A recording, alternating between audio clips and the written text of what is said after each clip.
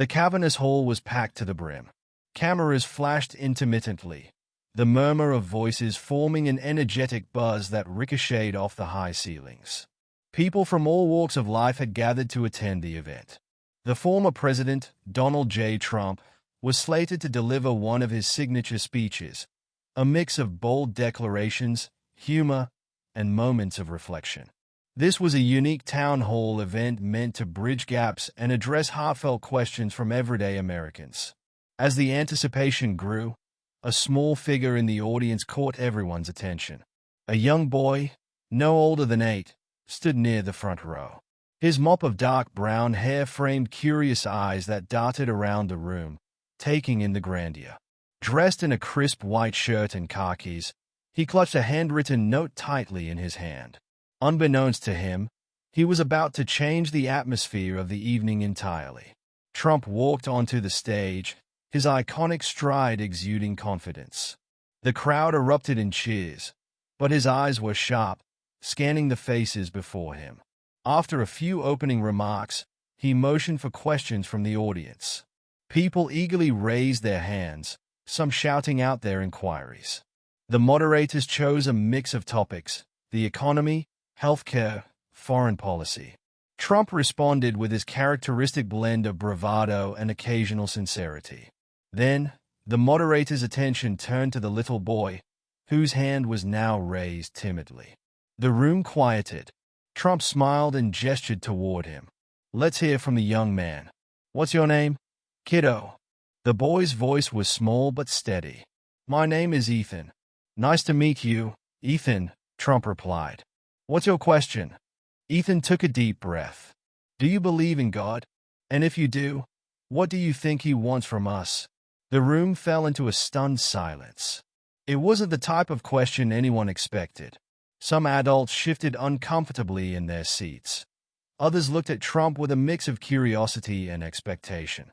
The former president paused, his expression softening.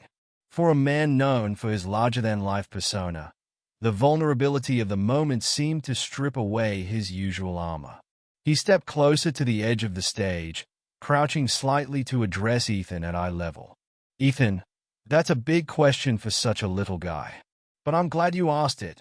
Trump straightened up, glancing around the room. His tone was markedly different when he began to speak again, less performative, more introspective. "You know, I've been asked a lot of tough questions in my life," he began. "Questions about politics, business, even about my own character. But your question, Ethan, goes beyond all of that. It's about something bigger than any one of us. It's about faith. About purpose."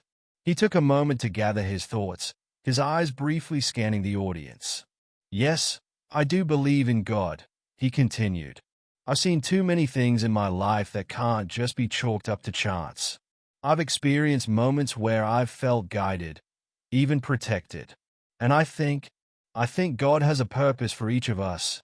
For me, for you, and for every person in this room." The crowd listened intently. Ethan's wide eyes stayed locked on Trump as he spoke. "You asked what I think God wants from us," Trump said, his voice growing quieter, almost reverent. "I think He wants us to care for each other, to be strong, but also kind, to stand up for what we believe in, but never lose sight of compassion. And most of all, to never stop seeking Him, even when the answers aren't always clear." Trump's voice caught slightly, and he paused. The room seemed to hold its breath. "You know, Ethan, there were times in my life when I've had to ask myself the same question you just asked me. Times when I felt alone or unsure. But I've learned that faith isn't about having all the answers. It's about trusting that there's a bigger plan, even when we can't see it." A few people in the audience dabbed at their eyes. The vulnerability in Trump's words was unexpected, but undeniably moving. Even those who had come to the event as skeptics found themselves caught up in the raw humanity of the moment. Trump turned back to Ethan. "I'll tell you one more thing, buddy. You don't have to wait until you're grown up to make a difference. Asking questions like that, thinking about God and what He wants from us, that's already making the world a better place. Keep that up." Don't ever stop asking the big questions. The audience erupted in applause, many rising to their feet. Ethan's face lit up with a shy smile, and he gave a small nod. For a moment, the division and noise that often surrounded political events melted away, replaced by something simple yet profound, a shared sense of hope. As the applause died down, Trump's gaze lingered on Ethan. "Thank you, Ethan. That was a great question. One of the best I've ever been asked." The event continued, but the atmosphere had shifted. People left that night talking less about policies and more about the unexpected moment of connection they had witnessed. And Ethan? He left clutching not just his handwritten note but a memory that would stay. The days following the event were filled with chatter on social media.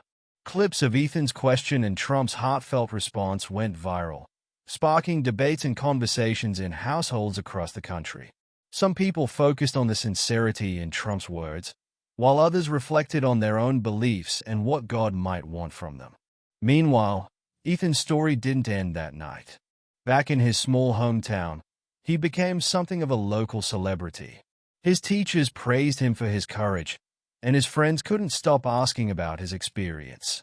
But for Ethan, the moment wasn't about fame.